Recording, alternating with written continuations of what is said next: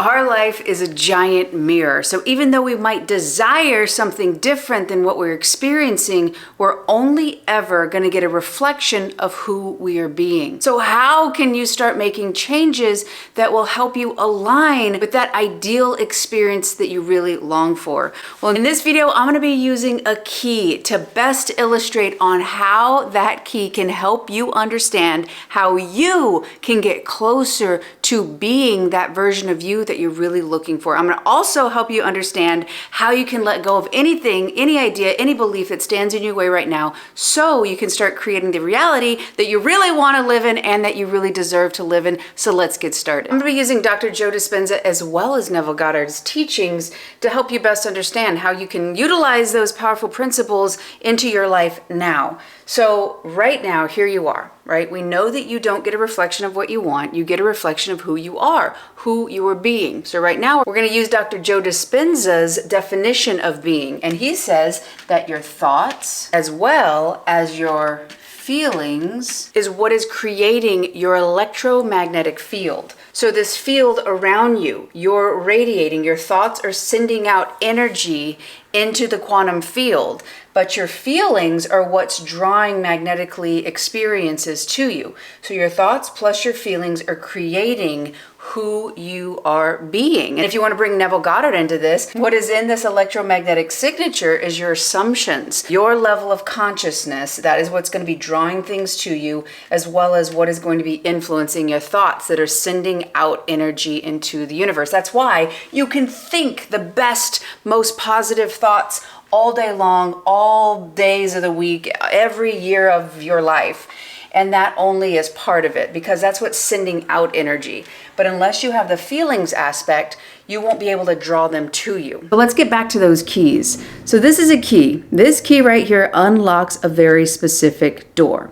Now, other keys, such as this one, looks very similar, but it will not be able to unlock what this key can unlock. It might look really similar, but it won't do. It might go through and in the mechanism, but it won't turn the mechanism. Only this key will be able to open the door. And when you open the door, you'll be able to experience whatever is in that room or that house, whatever it is. So realizing that you have to have the key to unlock whatever reality you're looking for. So your state of being is your key. So how right now can you start to learn to be the key that's going to unlock your ideal reality? Well, let me show you. Well, you know from over here that your thoughts and your feelings are what's creating your electromagnetic signature. So let's construct this version of you in your ideal world. You're going to always also call this wish fulfilled. So you will need, in order to be in this wish fulfilled, this ideal version of you, you're going to need to have the beliefs that are fueling the thoughts and the feelings that are creating the electromagnetic signature, right? It's going to be over here. Inside of that is going to need to have the belief that you're worthy, that you're whole and complete, and maybe you're able or you're capable. For each of these, it's going to send out, it's a very specific energetic signature. So that we're just going to use some abstract things. So maybe worthiness is going to be about some of these slow squiggles, okay? And maybe whole and complete is about circles here, okay? And maybe capable is going to be some check marks, okay? We're just going to be using abstract symbols to help you understand. The electromagnetic signature that is the key to unlocking the ideal, whoa, key overboard, to the unlocking the ideal wish fulfilled. So that level of experience, you'll need to energetically be in line with this. This is what you're looking for. You got the circles, you got the squiggles, you got the checks. Okay, so remember, worthiness is a squiggle, whole and complete is a circle, and capable of the check. These are completely random and I made them up, so remember that. And because your thoughts and your feelings, they're being fueled by the beliefs, this unique signature is going to unlock the reality that you're looking for. So let's reverse engineer this. If right now, you're current, you have the thoughts and feelings, and they're fueled by the beliefs, but you feel like not worthy, not enough, okay? That could look like, we're just gonna say X's, droops here, right? I'm just making these symbols up. And maybe also too, it's unloved. So then you'll just kind of put half a heart. And then that half a heart, the X, and the squiggle. So if right now this is you, you have a belief, your electromagnetic signature is sending out, you might be thinking, I'm worthy, but that's just a little bit. And if you watch my other video, that's only 5%. Deep down, you are drawing to you experiences that's going to show you you're not worthy, you're not enough, and you're not loved. That's what's drawing it to you. Even though you're trying to send out some energy, at the end of the day, your electromagnetic signature looks like this, okay? So that's this key, all right here. But the key to your ideal reality looks like this. Now, I think it's safe to say this does not look like this. So we might hope and try as much as we can, but we're not able to unlock that dream reality because our energetic signature is not the right key. We might not even be able to put our key in the door, and we're like, what's wrong? Why can't I do this? Why is life doing this? Why isn't it fair? It's not working for me.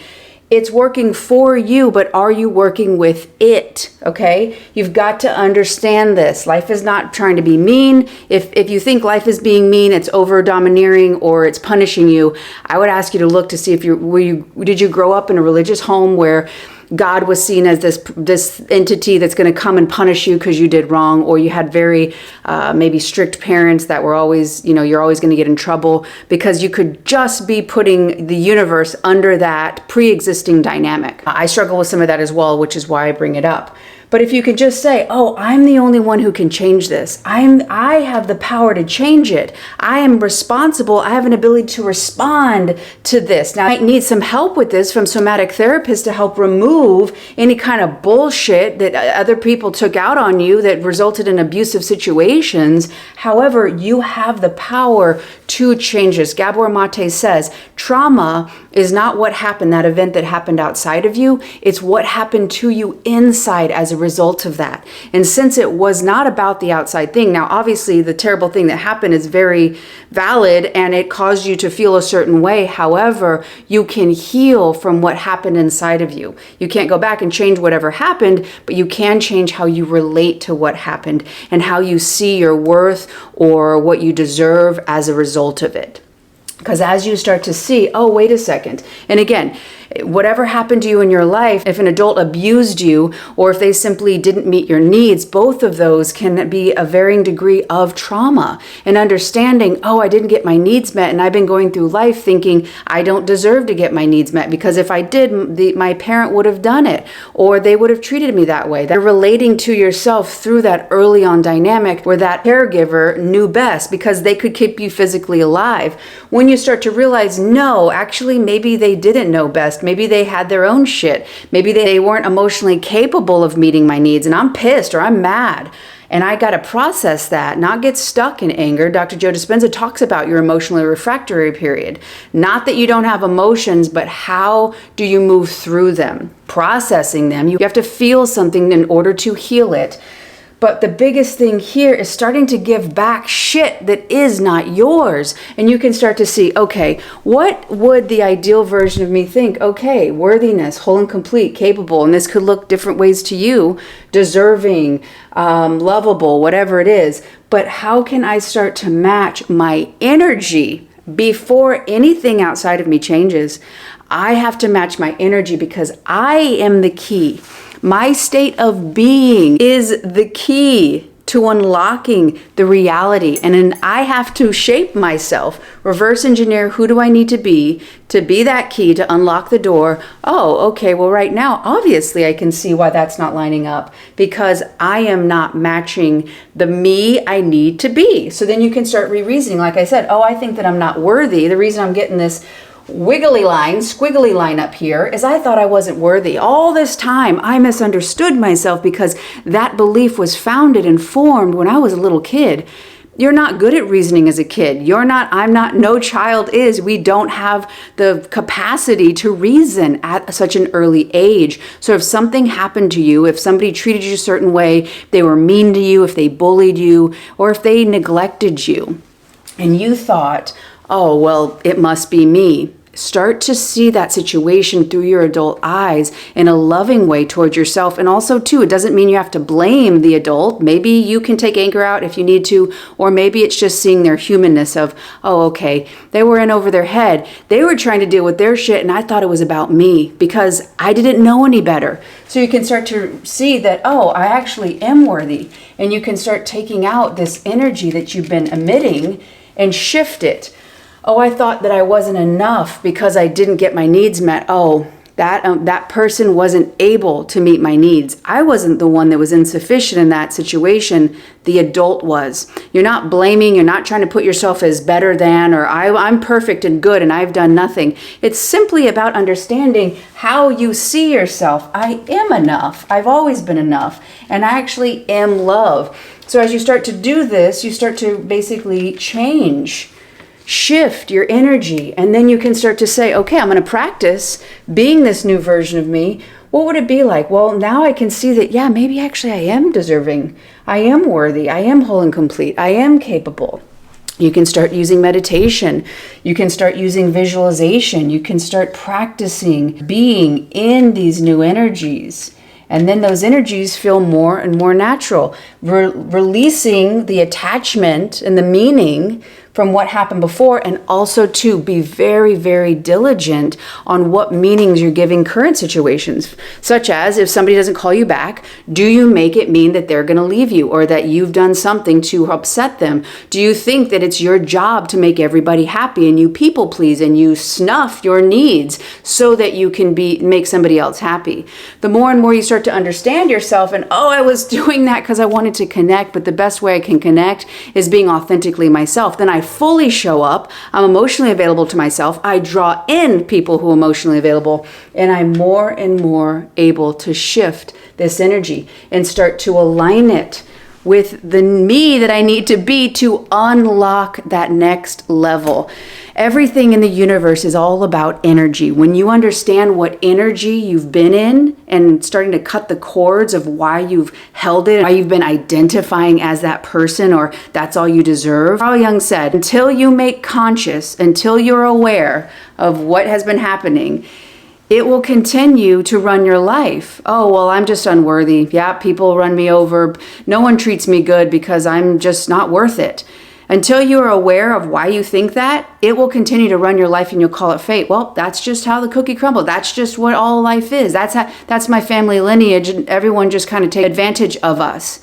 But as you start to become aware, oh, there's very specific things that happen that cause me to place a meaning and put a filter of what I believe to be true. And when I start to realize it, awareness is going to be the most important thing. You've got to be aware of something before you can change it. You start to become aware of it. You start to think about what you'd like to experience, who you need to be, what you need to believe, and then start practicing, start letting go of whatever it is you believe now. Start stepping into that ideal version of you by practicing through visualization. Your body doesn't know the difference between very vivid imagination and actually physically experiencing it. I learned the power of visualization in my athletic career, that it took me from being a failed college athlete to making a world championship team, because I started to see and feel in my body the song in my heart. I knew I could do that. I felt I could. And I started to practice and live in my body as if that was real, and then move in the world because it felt so true. Eventually, I basically collapsed that potential into particle, into my actual